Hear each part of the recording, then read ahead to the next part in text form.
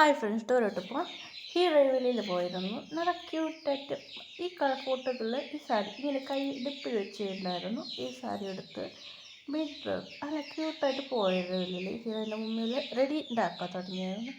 വീട്ടിൽ മോറ് വന്ന് ചോദിച്ചതിന് എന്തായിരുന്നു?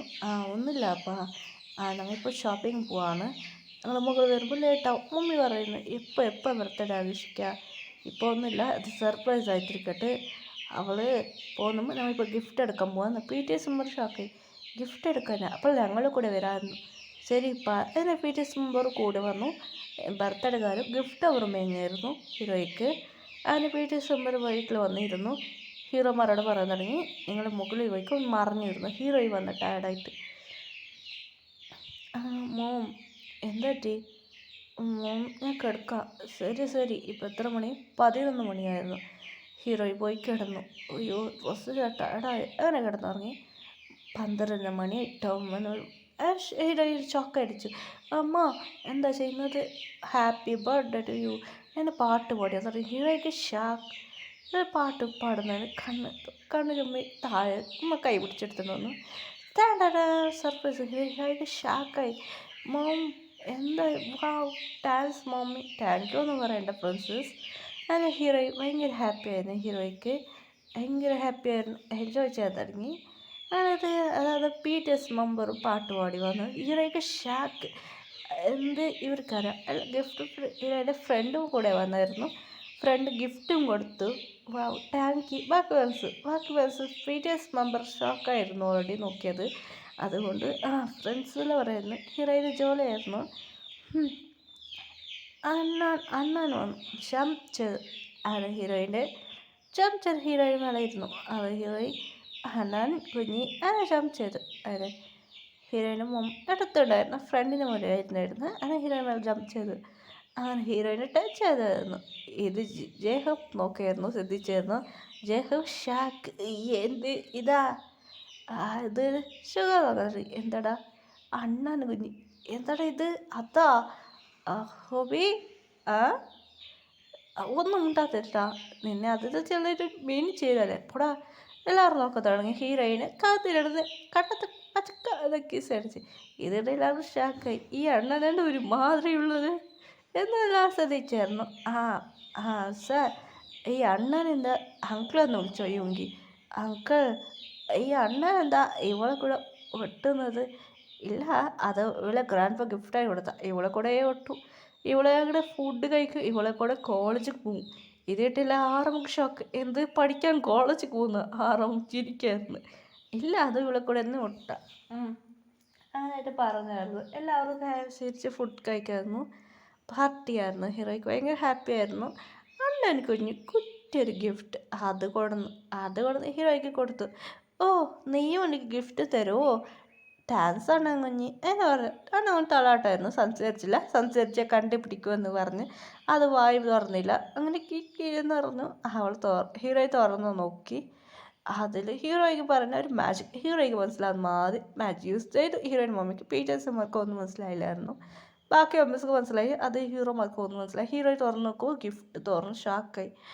വാവ് താങ്ക് യു അണ്ണൻ കുഞ്ഞി. എന്താ ഇത്? ഒരു കൗണ്ടേതായിരുന്നു. അതാണ് ഗിഫ്റ്റ് തന്നത്. ഇവരെല്ലാം ബാഗ് നോക്കും, നന്നായിട്ടുണ്ടല്ലേ? അതെ പറഞ്ഞു. ഹീറോയി പറഞ്ഞു ഡാൻസ് അണ്ണൻ കുഞ്ഞി, എൻ്റെ ഗിഫ്റ്റ് സൂപ്പറായിട്ടുണ്ട്. അണ്ണാൻ ചിരിക്കായിരുന്നു. ഓക്കെ ഹീറോയെ പാർട്ടി എൻജോയ് ചെയ്തായിരുന്നു. നൈറ്റായിരുന്നു. പിന്നെ കിടന്നു എല്ലാവരും ഇറങ്ങി പാർട്ടി എൻജോയ് ചെയ്തു. രാവിലെ എല്ലാം ക്ലീൻ ചെയ്തു. പിറ്റേ ദിവസം എല്ലാം ഇരുന്നത് സംസാരിക്കുക, ഡാൻസ് സോങ് എപ്പോഴും ഇതേ ചെയ്യുക, അങ്ങനെ ഇങ്ങനെ പറഞ്ഞു. ഹോബി പറയാൻ തുടങ്ങി. ജങ്കോക്ക് എന്താ ഹോബി പറഞ്ഞു. നീ മൂല പോയിട്ട് റൂമിൽ ബുക്കുണ്ട്, സോങ്സ് ബുക്ക്, ഗ്രീൻ കളറുള്ള ബുക്ക് കൊണ്ടുപോവാ എന്ന് ജങ്കോക്ക് ഒരാഴ്ച. ശരി എന്തോ ഒരു കാര്യം ജിമ്മിന് പറയാൻ തുടങ്ങി. ഞാനും കൂടെ വരാം.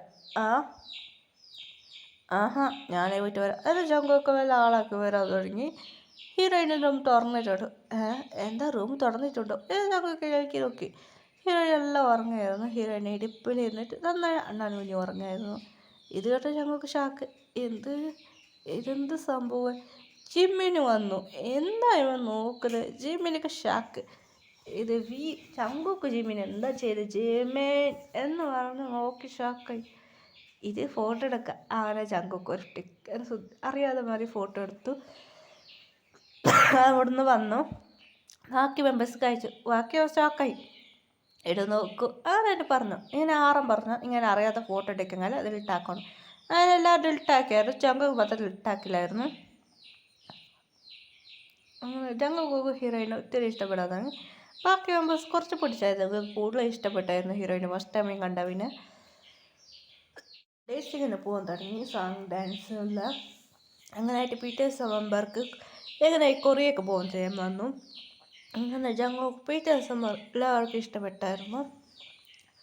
അങ്ങനെ കൊണ്ട് അവർ കൊറിയൊക്കെ പോയായിരുന്നു.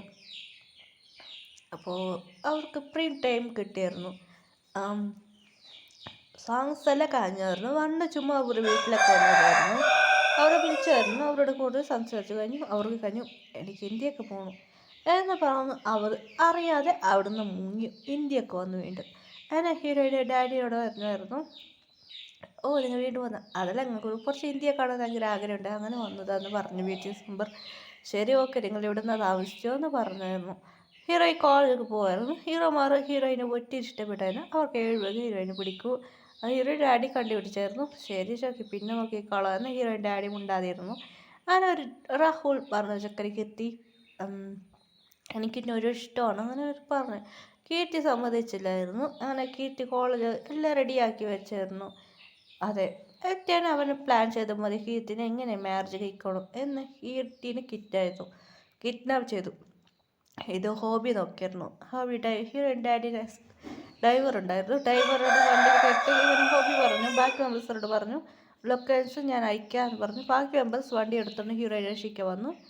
അങ്ങനെ ഹീറോയിനെ ഫോഴ്സ് മാരേജ് കഴിക്കായിരുന്നു. രജിസ്റ്റർ മാരേജ് കഴിക്കാൻ ഹീറോയിൻ ഡാഡി വന്നു. ഹീറോയിൻ മാരേജ് കഴിക്കില്ല എന്ന് പറഞ്ഞ് പേപ്പർ ഒറ്റ എറിഞ്ഞു ഹീറോയിൻ. അത് PTS മെമ്പർ കാലടി.